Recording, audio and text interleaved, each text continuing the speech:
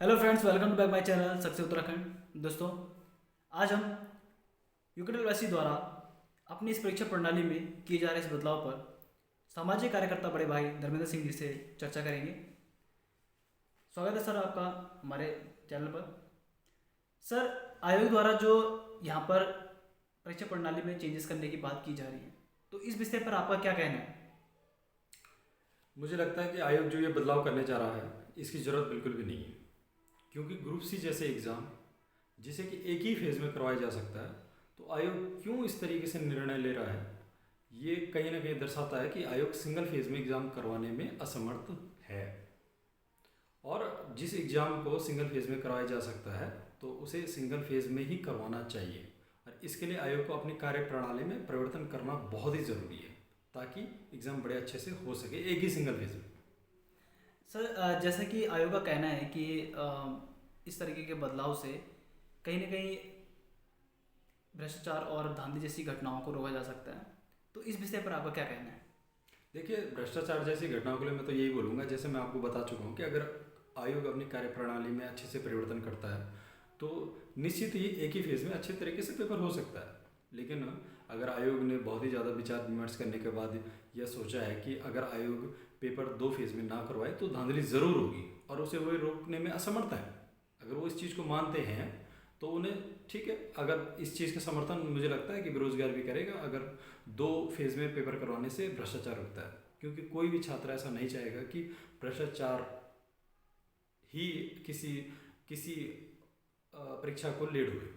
तो इसलिए मुझे लगता है कि ठीक है अगर करवाना चाहते हो, लेकिन आयोग को इस चीज़ का भी ध्यान देना पड़ेगा कि अगर वो इस तरीके के नियम बनाते तो छात्रों के हित पर इसका प्रभाव बिल्कुल भी ना पड़े।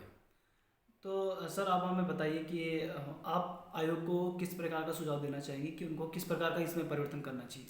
जहाँ तक मेरी जानकारी है, आयोग इस परीक्षा को दो भागों में करवाना चाह रहा है। एक प्री, जो कि ऑब्जेक्टिव टाइप होगी, और इसमें क्वालिफाई करने वाले बच्चे ही मेंस में बैठेंगे। मेंस में होगी लिखित परीक्षा, थ्योरेटिकल परीक्षा, ठीक है। तो इस तरीके से इनका अभी एग्ज़ाम का जो पैटर्न बनने जा रहा है इस तरीके से होने वाला है।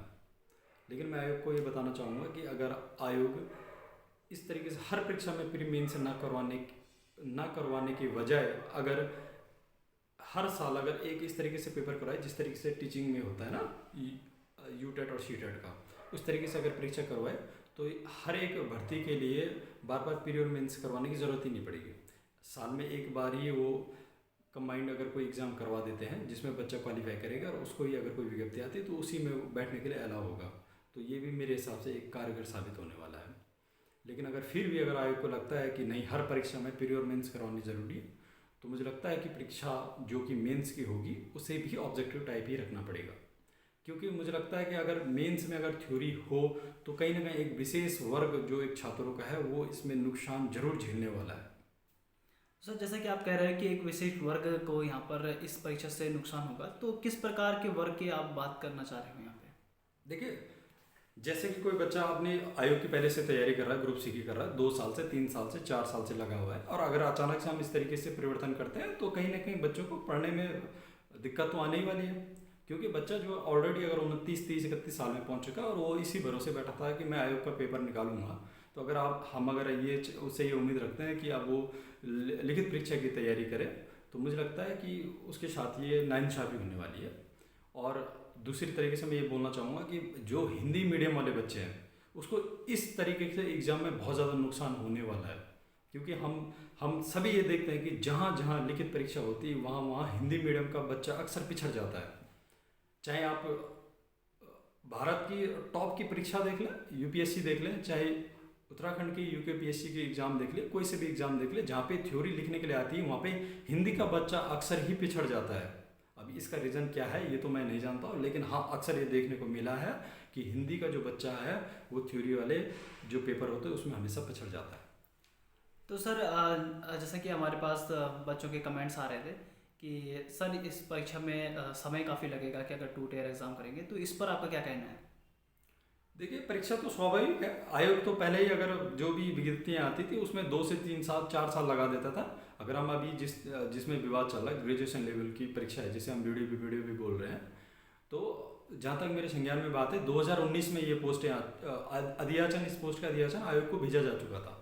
लेकिन 19 के बाद 20, 21, 22 आज मुझे लगता है कि 3 साल से ऊपर होने को आ गया है और अभी तक इस पर कोई भी रिजल्ट हमें देखने को नहीं मिल रहा, बल्कि जांच ही चल रही है।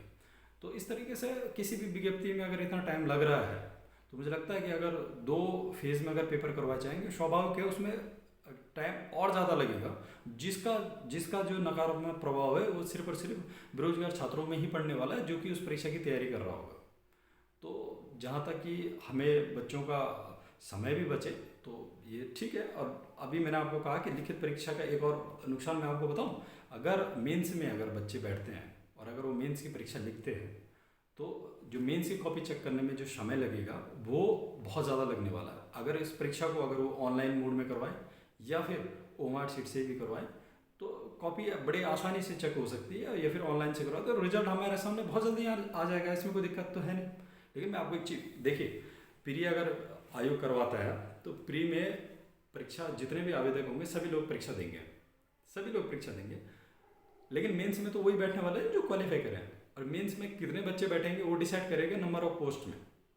तो नंबर ऑफ पोस्ट अक्सर आयोग की जितनी भी वैकेंसीज आती है तो देखने को मिलता है कि 150 से 200 एवरेज रहता है। बहुत ही कम ऐसा होता है कि 1000 पोस्टें, 1200 पोस्टें या फिर 500 से ज़्यादा पोस्ट देखने को मिली। पिछले 1-2 साल से हमें इतनी पोस्ट देखने को मिल रही है, वो भी अक्सर मुझे लगता है कि 5 साल में ही शायद 2-3 ही पेपर ऐसे होते हैं जिनमें इतने ज़्यादा बच्चे होते हैं।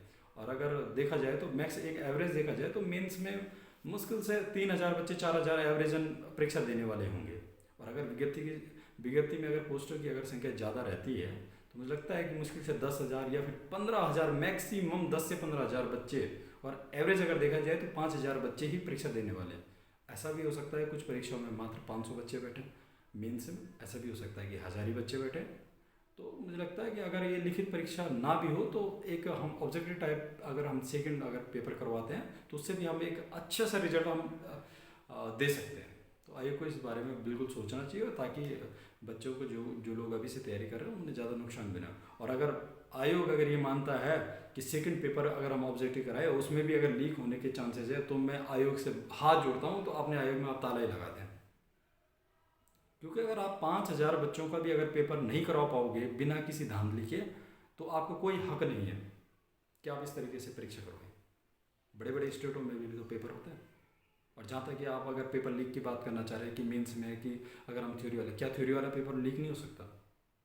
बिल्कुल थ्योरी वाला पेपर भी लीक हो सकता है। अगर 10 दिन पहले अगर किसी को अगर पेपर थमा देता है तो उसमें 10 दिन में थ्योरी की तैयारी अच्छे से कर पाएगा। तो इसलिए मैं बिल्कुल आयोग को बोलना चाहूँगा, अगर इतना ही बहुत ज़रूरी है कि 2 फेज़ में पेपर हो तो इस बात पे बहुत ज़्यादा गौर किया जाए कि जो मेंस की परीक्षा वो थ्योरेटिकल ना होकर ऑब्जेक्टिव टाइप ही रहे। और यही मुझे लगता है कि छात्रों के हित में है और इसी तरीके से होना चाहिए। बहुत बहुत धन्यवाद सर आपका, आपने यहाँ पर अपना मत यहाँ पर रखा। तो दोस्तों जैसा कि अभी धर्मेंद्र सर ने यहाँ पर हमें अपने सुझाव यहाँ पर रखे, तो अगर आप हमारे धर्मेंद्र सर जी से सहमत हैं तो आप हमें कमेंट कीजिए, और अगर आपके और भी कुछ सवाल है तो आप कमेंट में आप हमें पूछ सकते हो। तो मिलेंगे आपको नेक्स्ट टाइम, तब तक के लिए धन्यवाद।